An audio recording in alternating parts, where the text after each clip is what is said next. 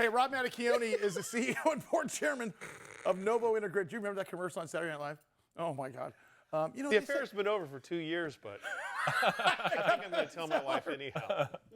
Rob Mattacchione is the CEO and board chairman of Novo Integrated. Their stock symbol NVOS, of course. One of the greatest guys that I've met. He tells us what he's going to do, then he does it, and he has been able to introduce us to decentralized healthcare starting in COVID, and he joins us now, of course, via Zoom. Rob, how are you, buddy? Good to see you, man. Great. Good to see you. Glad you made it out of Texas in one piece. Oh my God. I don't know if you guys are. You guys all say that. Oh, you came back. We were thinking that we were one of those guys hung upside down off the freeway. Hey, Rob, there's a lot of stuff happening with you guys. You've been able to successfully sort of move and fluctuate your business model based on what happened after COVID. And of course, the decentralized healthcare part of this thing is a huge piece. And of course, everything that goes along with it, including some of your devices. Talk to us, give us a top down, get us up to date. Absolutely. Well, you know, the post-COVID era is a very interesting one, as you know. And so we've been able to navigate back to what is our normal, let's say, and really embrace what the new wellness and healthcare world looks like. You mentioned a lot of the devices and products and things like that. And that's where our emphasis is now. We're still understanding the effects of COVID, believe it or not, as post-viral issues emerge and drag on forever. And so some of these technologies are geared around understanding that, but the products especially. Our emphasis now is solely on products in terms of development and integration into preventative care, which is, again, COVID taught us that. If we're better prepared, we get through the issues better, right? Rob, is technology and healthcare, are they in lockstep as far as both, coming along and maturing at the same time, or is there one behind the other? You know, Mike, I got to tell you, technology is an amazing thing, right? If we could, in healthcare, grasp it the same way we do in just about every other sector, social media, anything else, entertainment, we have amazing advancements in technology in healthcare, but they're so centralized. They're catastrophic issues that we try to treat with that technology. What we need to do is embrace the consumer technology side of it from a healthcare perspective. Hey, I'm going to ask that. Speaking of technology, talk about some of your products, because that's really the tip of the spear here, because that's where the technology comes in, correct? Yeah, absolutely. I mean, on the tech side, 3D imaging and 3D printing of a lot of braces, orthotics, and these kinds of things, all these appliances, we call them appliances, products that are used for rehabilitation. That expedites the whole process of receiving some of these items, right? So we do that at the clinic level now, as opposed to having this whole thing that goes out in requisition and then has to be produced. So it's phenomenal that way. And in terms of, I caught a little bit of that previous segment in AI. Imagine if we start using AI properly in healthcare. That would be astronomical. Okay, so as a CEO and board chair of a public company, and you guys, and you and I have become friends, and you have, I know what you're thinking the next step is.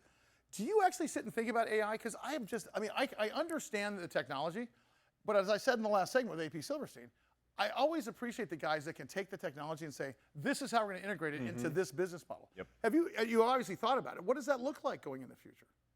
For us, right now AI is rampant in marketing, and it replaces a lot of the old marketing techniques and things like that. So let's call it consumer attraction. How do you garner a patient or a consumer? But if you use AI and you think about this in a wellness and in a healthcare model where it learns from its experience with a patient, and now we can free up the doctor's times and the practitioner's time so that we can better integrate their expertise into the care. One of the biggest issues what we're finding in North America, and not just in North America, I had a meeting yesterday with a fellow from India, the strain mentally on the doctors worldwide. So how do we do that? We have to alleviate them from the day-to-day experience that is monotonous, and that's where AI can be magical for us, right? And we think about that, absolutely so. And so what is the velocity of that? Is that actively next step, 6 months, 1 year, or is it today perhaps? I can tell you that things are moving day to day. You hit it on the nose. AI 6 months ago would have taken on a total different definition than it does today. The advancements in that technology and how fast it's integrating into our everyday world. Unfortunately, we see it with scams and all kinds of things like that.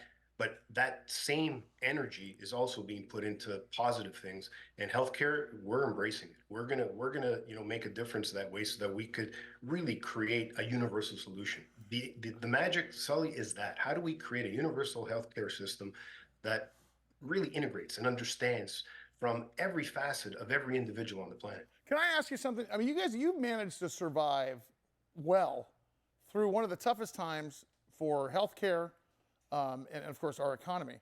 And yet you do it, you're able to raise capital, you're able to keep your stock price.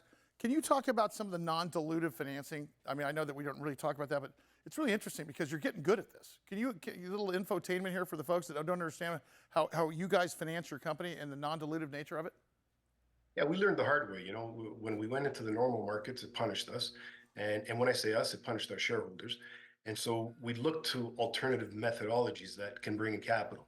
And a lot of that is debt oriented and outside of the normal scope of the New York market or the West Coast marketplace.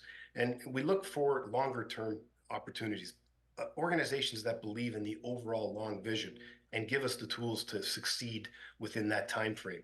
And so our endeavors that we're closing up on now are phenomenal. It will change the way financing is dealt with in the public markets, in my opinion. I think so too. Rob, we need to get you in studio, man. It's great to have you back. We're going to hear from Rob a lot more, and I'm glad your health is back, and I'm glad the company's doing great. Rob Mattacchione is his name. Of course, NVOS is the stock symbol.